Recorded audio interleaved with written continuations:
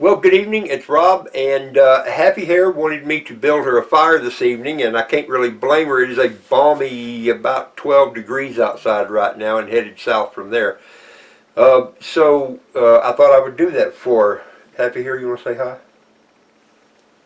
She says hi. I'm going to do something a little different. You know, I like building flint and steel fires. It's a funny thing. I mean, I've got matches and a butane lighter just right up there that I can build a fire with, but no point in doing it the easy way when you can do it more of a challenging way. A lot of times I like to use a flint and steel fire kit, but tonight I'm going to actually use a ferro rod just for fun. And I'll show you what I'm going to do here. So this is the fire kit I'm going to use, the ferro rod. Pepperdale sent this to me some years ago. And I don't use it very often, but once in a while I do. So let me get the camera moved in a little bit closer, and I'll show you what we're going to do. You know, a lot of times when you build a fire, you use flint and steel, or I like to use flint and steel, and a piece of charcloth. That's just the way I've always done it. But what I want to do tonight is to take some pieces of burnt wood that I dug out from the last fire. And the reason I want to do this is just to kind of show that if you're out somewhere and you don't have charcloth and don't have some of the other things, that if you can find where another fire was built, or even if you have a cold ash fire, you know, the fire all burned out and didn't leave anything except some chunks of wood behind, then you can still use that to get a fire going, because it in a lot of ways is similar to charcloth in the way that it will catch a spark and hold it, and you can coax it into life. And we'll look around here and find just the right one. But what I'm looking for is a piece that's burnt fairly good, but has what I call these little soft fuzzy spots on it. And the light's not as great as it could be right here, but you just kind of have to learn to look for it anyway. Well, you can try it. Happy here is going to shine a light on stuff over here just to see if it helps a little bit. Maybe, maybe not. But anyway, some of the pieces of burnt wood just have that. In fact, a lot of times even you can take one and you can break off a chunk like that and expose some of the soft fuzzy there. Sometimes it exposes too hard of wood, but we're going to try it. Now, I've never done this with a ferro rod. I'm really not practiced at using ferro rods. That's kind of not a second nature thing. That's sort of a different thing to me. But we're going to give it a shot. First, I'll make sure I got this right. Yep, okay, that's it. So, what we're going to do, I'm going to set this guy right here where it's kind of close, and get it to the right spot, and we're going to hit it a few times. Oh yeah, look at that. That worked nicely. Look at there. Happy here. You can see we got all kinds of little, let me be sure and blow sparks all over the wood pile here. That'd be a good idea, wouldn't it? Anyway, that caught a spark real well. Now I almost wish the light was off so it would show up better. See if I can shade it where it'll show. But it is. So with that, all we got to do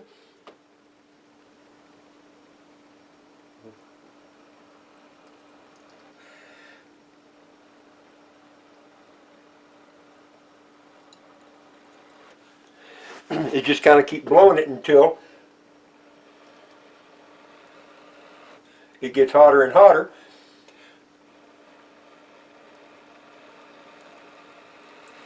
There we go, burning good and hot.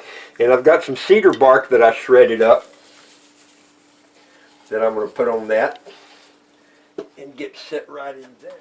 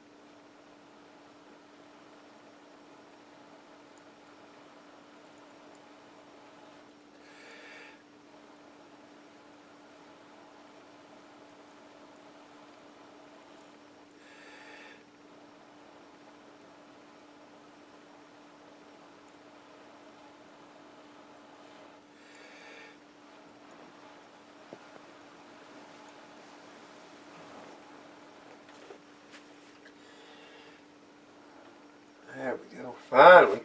I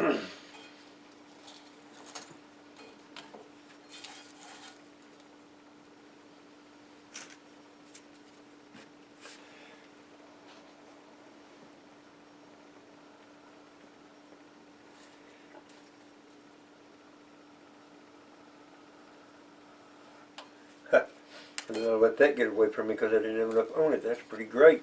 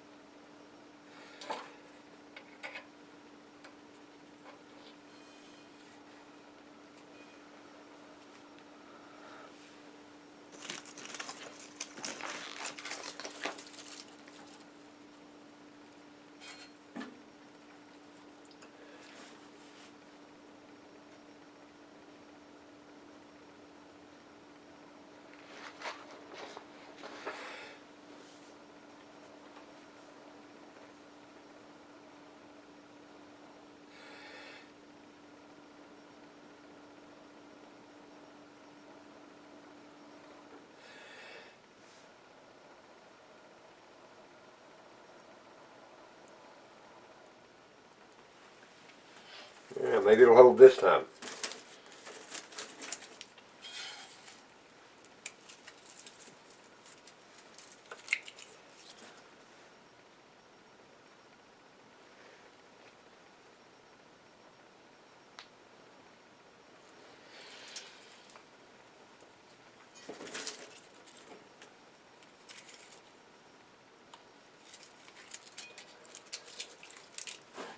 Well, I can tell you that's about as much trouble as I've ever had getting this done.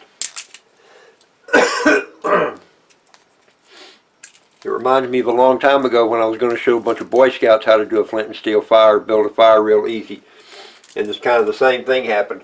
Got a little overconfident, tried to rush it, and it didn't go good.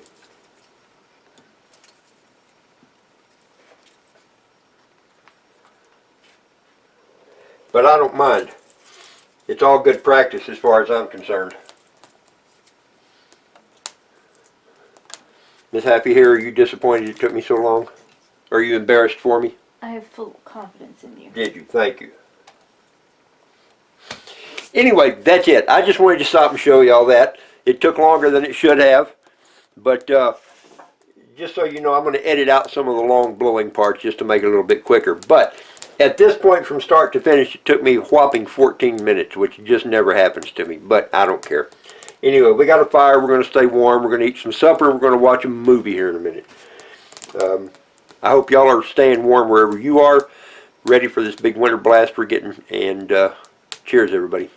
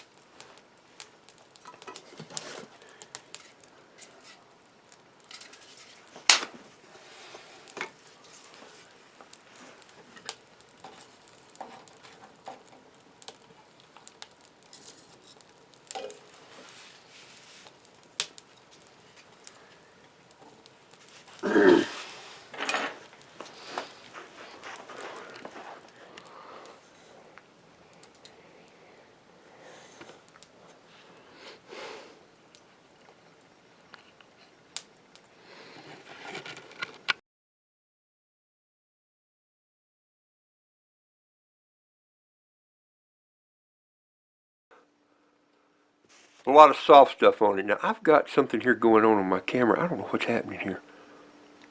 What is that X? Okay, there we go. Okay, I'm going to kind of start over.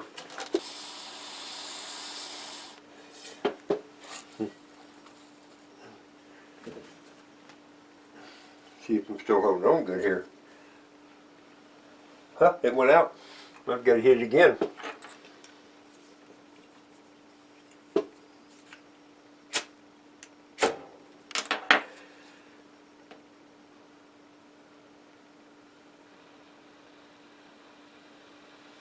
There's a chance that that piece is too big, actually, you know what? I wonder. Let's try the smaller guy there.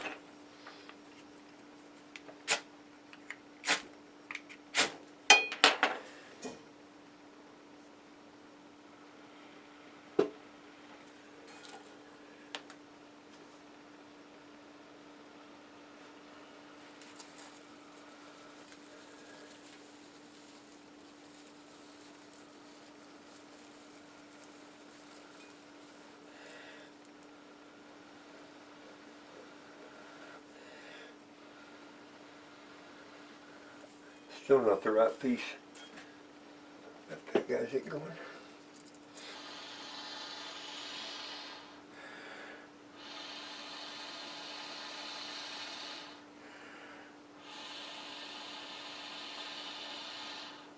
The blower pipe seems to be my enemy tonight. That's always the way it happens when you do it on camera. It never goes the way it's supposed to.